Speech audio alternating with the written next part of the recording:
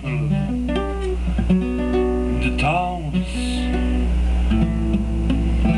going from bar to sleep. I'm alone in the daybreak, waiting sunshine in my land.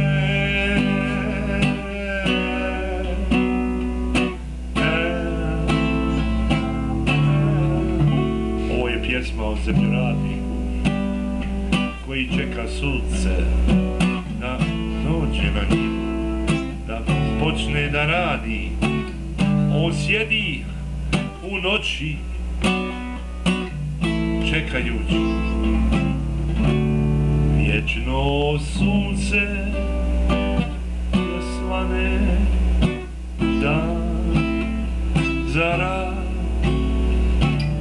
Dok gradski ljudi iz barova idu kući spavati, on radi za nas taj Božji dan, da ima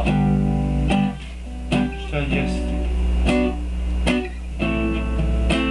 i naša djeca i naši unuci, praunuci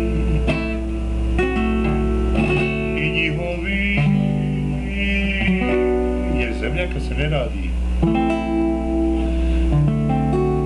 džabati od bara se ne može živjeti.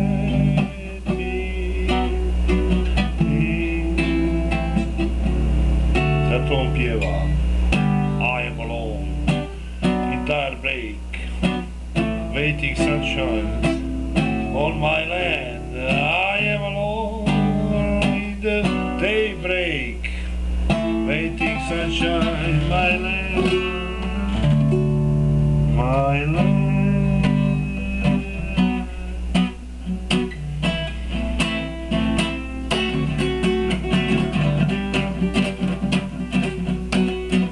Hey, land, land, motika je nas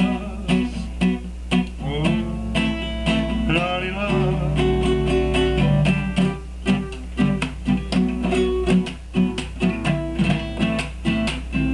Obrio random gitara.